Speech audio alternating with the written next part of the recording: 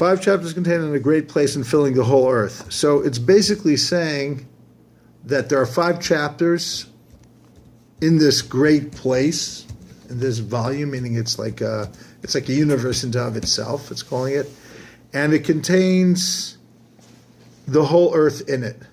That's a pretty big praise. Is it referring to 5 Sefirot, or is it? No, probably not. It's probably referring to the fact that the Chumash is 5, right. and this is modeled after the Chumash. Rabbi Yehuda said, if they are composed so, they are the most valuable of all. In other words, it's almost like there were some people used to read the 10 Commandments every day. The reason why we don't do it anymore is because they made the mistake that that was all we needed to do. So Rabbi Yehuda is almost saying, well, this is wonderful. Now we know all we need to know. Rabbi Shimon said, so it is for one who enters and emerges.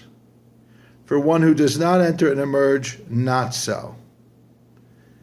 What he basically says is this is what the Gemara in Chagiga talks about when it has the story of the 4 that entered into Pardes. This is it. This is yeah, sure, if you could go into this and get out, it's wonderful. Most people can't get. 4 great sages went in, only Rabbi Akiva came out okay. This is all to do with the letters of God's name. You have the Yud and the Vav, and then you have the 2 Shimons. So the 2 Shimons represent the 2 Hays, and then you have, depending on, whether it's the, it somehow it all goes back to the letters, somehow the 4 letters, which is really 5 because you have the tip of the Yud. Okay, listen, there's all of these different things that you could say they're entering into, but here he's just basically saying this is, like, of all of the things that are sewed, this is the sewed. So the commentaries say, what do you mean? The whole Zohar is sewed.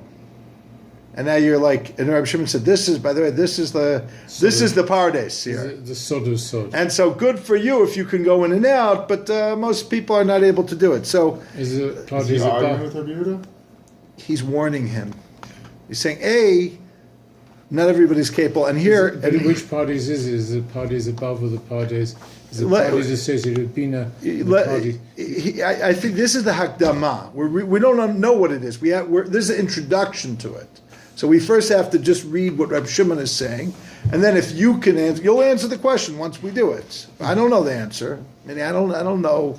Meaning I don't want to stop and dwell on what is Pardes. He's calling this Pardes. It's an amazing idea that he's saying this is Pardes, and not everybody who goes in is gonna go out. And then he has a second thing.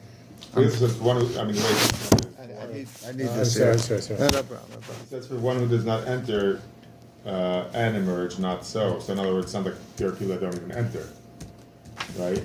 That's what Well, clearly people don't even enter. Right, but that's how it's math. But I think he might even mean someone who doesn't